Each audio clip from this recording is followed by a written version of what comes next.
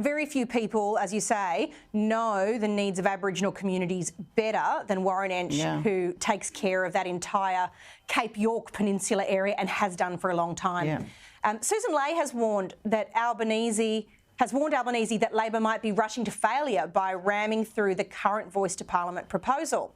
David, Susan Ley has pleaded with Labor to cooperate with the coalition and come to sort of an agreement about the legislation being proposed. But if voters are being told to vote yes because supposedly it's the right thing to do, that's essential, isn't it?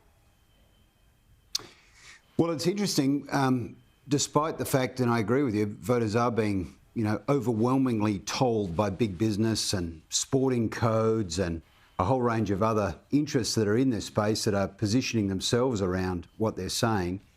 Support for the voice is gradually declining. So I think there's an inherent suspicion about people being told how to vote.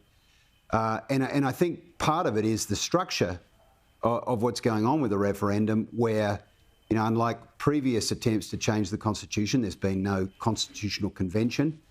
There is an asymmetrical funding model set up around educating Australians around the question that they're facing.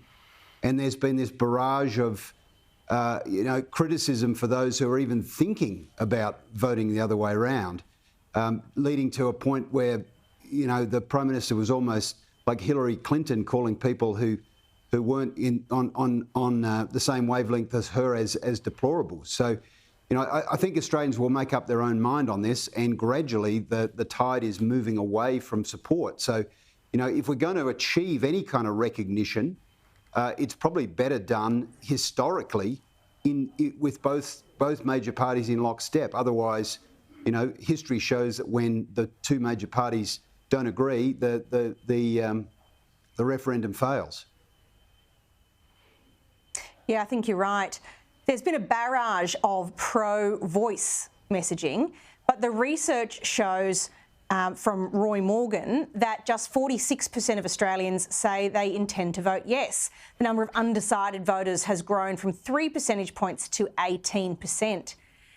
David, Australians, as you've observed, don't like those in positions of power telling them what to do or sneering at them.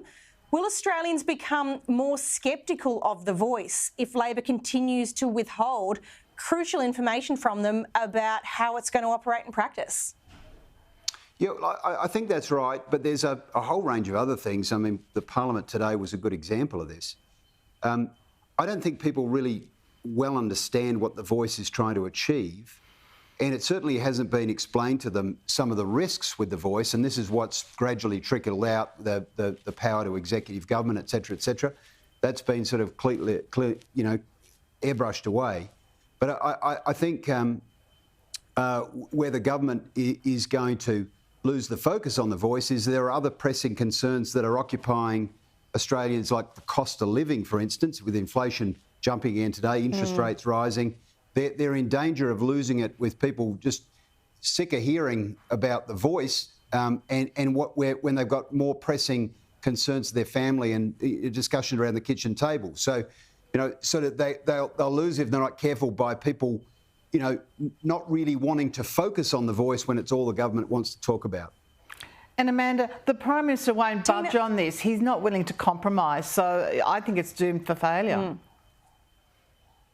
Teena, isn't it awfully self-indulgent for the government to be pushing this every day of the week, funding it really quite generously in the circumstances, while at the same time failing to deliver on the cost of living relief that is really making Australians hurt right now?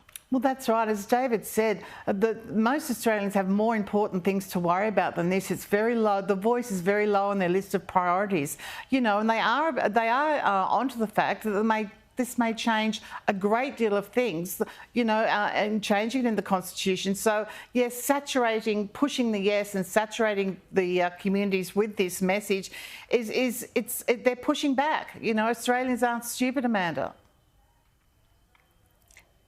Thanks very much to you both.